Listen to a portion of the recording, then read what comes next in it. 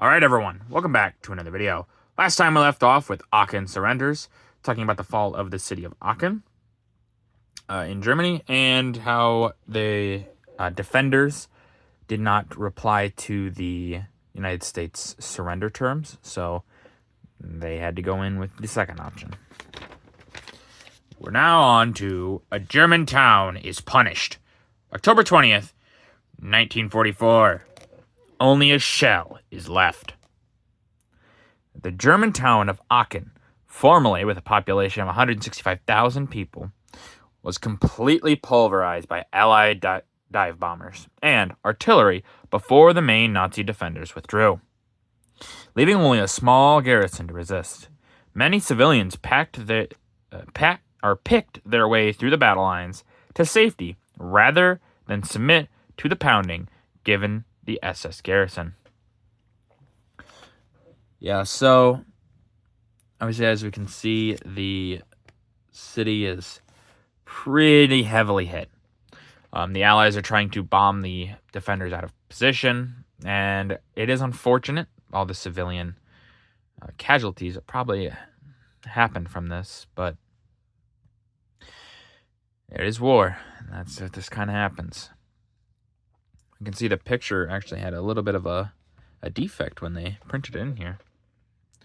But I hope that most of the civilians were able to make it out. It would have been better, obviously, for everyone if the Germans would have surrendered, but we kind of all know they could do that, but they really can't do that. A Yank private looks over Nazi officers. October 1944. Bagged at Aachen. American GIs had heard much about the officer caste in the German army. Here, a doughboy gets a close-up of a group of Nazi officers nabbed in Aachen when that city fell to the Allies. Not only these swaggering Nazi youths were inconceived by the battling around Aachen, but also the civilians below who were evacuating their homes near Aachen. Yeah, so you got to think from, obviously, like they said, the Yanks' perspectives or the United States perspective. A lot of these guys, you hear about the German officer rank, and they're hard, determined men, and they don't give up, and all this stuff. You create myths around them, and these myths end up not really being all that true. They're just men, like anyone else. But you would be very curious. You'd have to go see for yourself who they really are.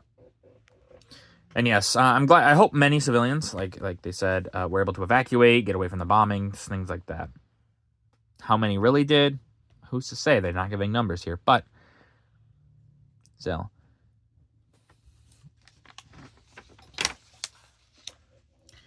A mighty armada returns to the Philippines. October 20th, 1944. Dawn attack on Leyte. When the Americans were forced out of the Philippines, General Douglas MacArthur had said, "I shall return." Exactly 2 years and 6 months later, he did. At dawn on October 20th, large naval forces approached the eastern coast of Leyte Island in the central Philippines, just 300 miles north of Morotai.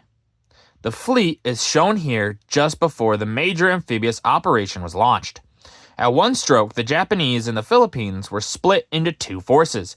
Landings were quickly effected under cover of a violent naval and air barrage.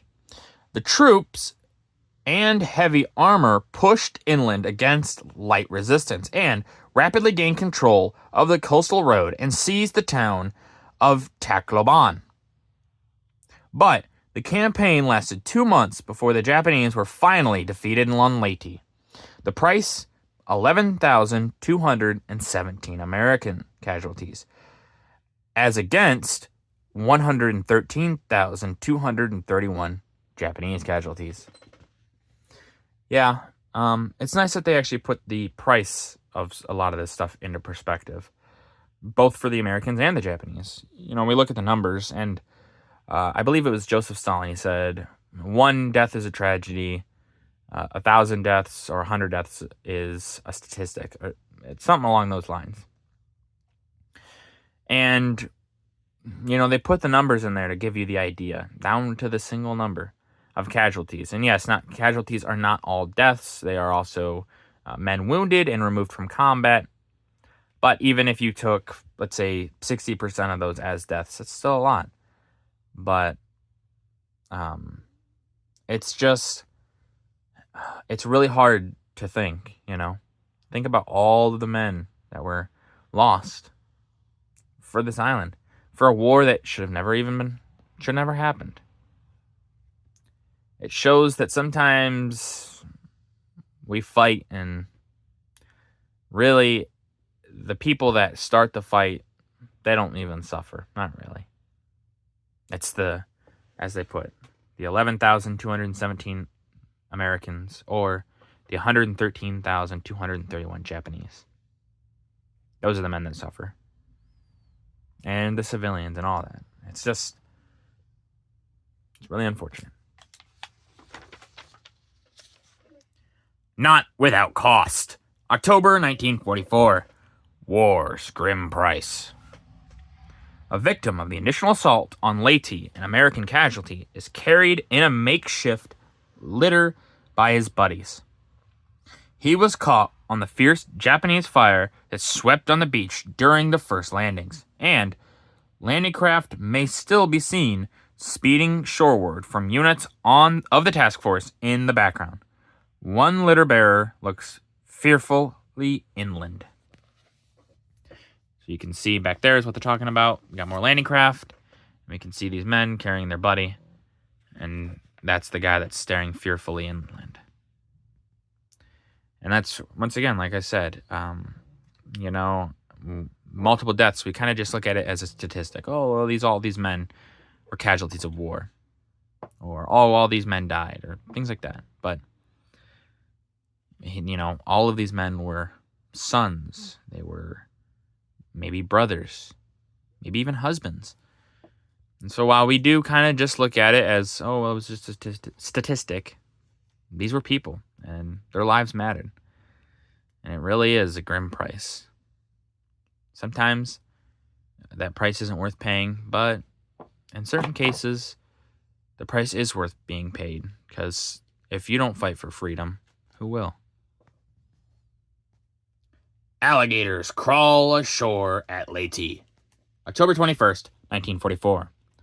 Pursue foe inland. After earlier assault waves had secured the beachhead, these huge, heavily armored alligators ground up the beach for the drive inland.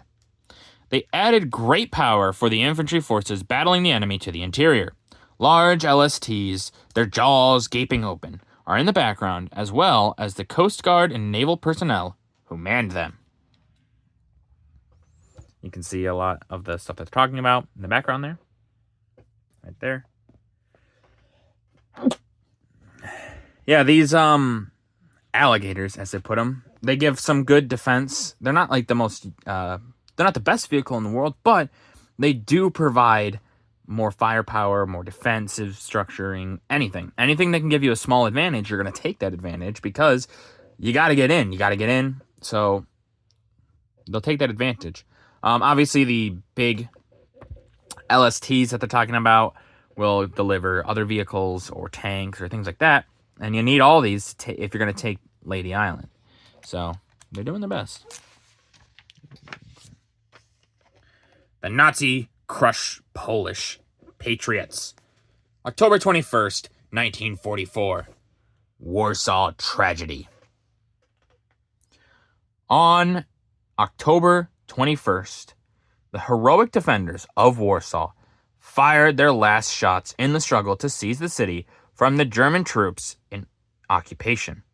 For over 2 months, the Polish Patriot Army had waged a gallant fight, but the exhaustion of all weapons and food supplies compelled them to cease resistance. Hope of relief from the outside vanished when attempts by the Red Army, with Polish formations, to cross the Vistula failed.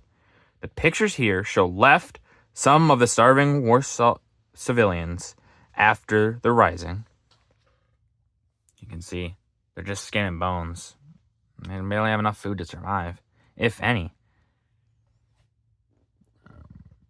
Above, so right here, German blindfolding Polish delegates to discuss the terms of surrender.